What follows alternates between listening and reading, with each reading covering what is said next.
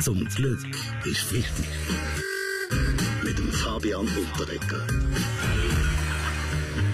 Wir starten mal mit ein bisschen Wirtschaft. Diese Woche grosse Meldung. Pfizer und Allergan, die haben fusioniert. Das heisst, die beiden Hersteller von Viagra und Botox. Das klingt sehr vielversprechend. Jetzt muss ich doch noch einmal den Roger Köppel als Journalist, nicht als Politiker fragen, funktioniert so eine Megafusion?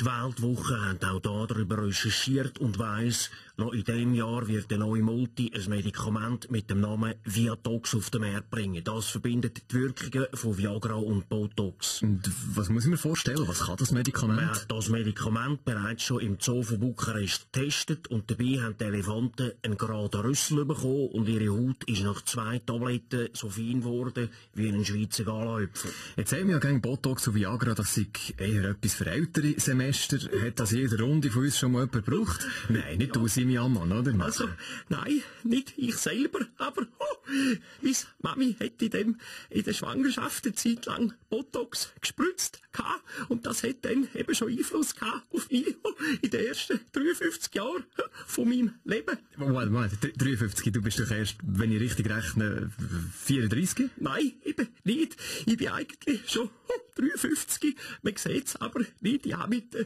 Muttermilch so viel Botox aufgenommen, dass man mich in der RS schon am 7. ins Bett geschickt hat, weil ich wie ein 9-Jähriger ausgesehen habe.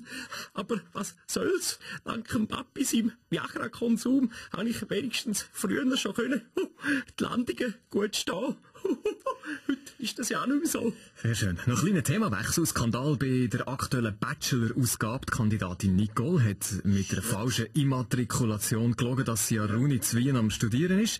Jetzt ist sie rausgeflogen und die Österreicher ermitteln Behörden wegen Urkundenfälschung. Ex-Bachelor Vujo Gavric. Hat es bei dir damals auch Schwindlerinnen gehabt?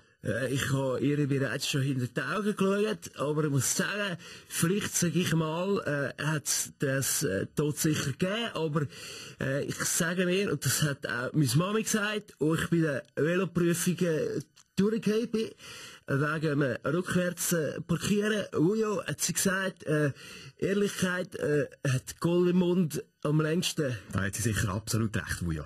Jetzt, der Sonntag ist, man glaubt es kaum, oder? Nach diesen warmen Wochen endlich ersten Advent. Gut, mit dem Winter ist so höchste Zeit, oder? Was mich wundernimmt, hat irgendjemand schon die Wunschliste als Christkindli geschickt aus unserer Runde und was steht drauf? Bald Alt-Nationalrat Christoph Mörgeli. Schauen Sie, ich wünsche mir Neuwahlen.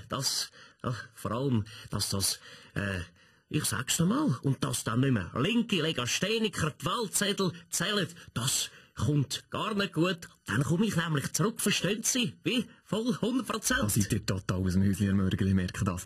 Noch kurz zum SRG-Generaldirektor, zu unserem Chef, der Roger Döbeck. Euer Wunsch?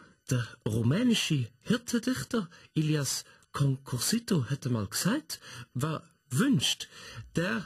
Okay, und dann zum SP-Präsidenten Christian Löffler. Euer Wunsch? Es war eine strenge Jahr für mich. Ich brauche etwas Regeneration.